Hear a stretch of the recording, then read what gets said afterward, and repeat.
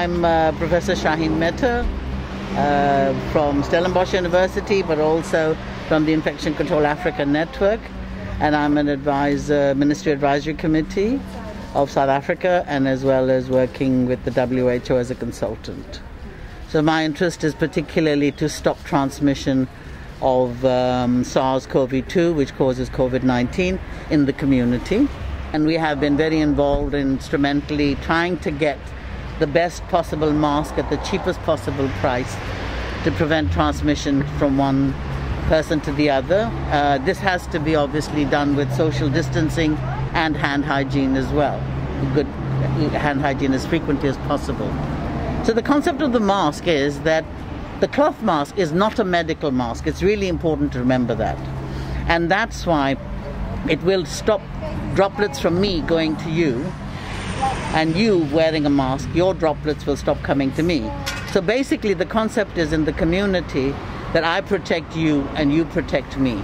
And this is very different to a medical mask or a surgical mask, where you're trying to prevent yourself from getting contaminated from the outside, or with the respirator where the contamination comes towards you. This is from you outward, and that is why it's so essential that when you're in closed communities and in closed spaces like taxis or malls or whatever, you really need to protect yourself and protect others while you do it. So the mask that we're talking about here is the Ubuntu mask that has been approved by the Western Cape government. And this has got 2 layers of cotton on the outside and a polypropylene spun bound on the inside. The estimated trapping of this is about 70%. If we just have layers and layers of cotton, each layer of cotton is supposed to give up to 10% filtration rate. So it is actually, therefore, a very protective way of doing it. And this one is useful because it can be washed. You don't have to touch it. You take it home. It's got elastic, it's got a tie, and you can use it the way you want to, and it is reusable over a period of time. So I think it's really important that everybody gets one of these, at least 2 of them. So one of them is used, the other one is washed and cleaned and ready to go. So basically, if you're going to be wearing a mask, this is first thing in the morning at home or wherever you are, what you do is you first actually decontaminate your hands. I use alcohol-based hand rub, and you should have a good clean mask available to you. This is the mask that I use.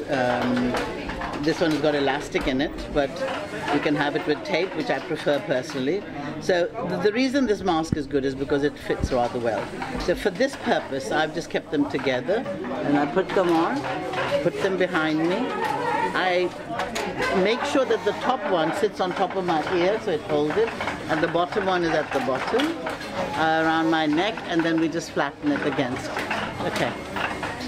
You can walk around with this when you're out. It's really comfortable, so you don't touch it, you don't keep adjusting it, you don't move it around, and you're perfectly happy to walk around with it. So when you come home, the first thing you do is you take off your mask, but you don't touch the front of it. You take it from here, from the back, and you take it off like that. So you haven't touched it at all. Your breathing and your droplets or your bacteria, whatever you want to call them, on the inside, that is the bit that you really don't want to touch because that belongs to somebody else. And when I'm at home, I just drop it in the sink or in a tub or wherever I'm going to wash it with, and then that's it. And then I do my hands again.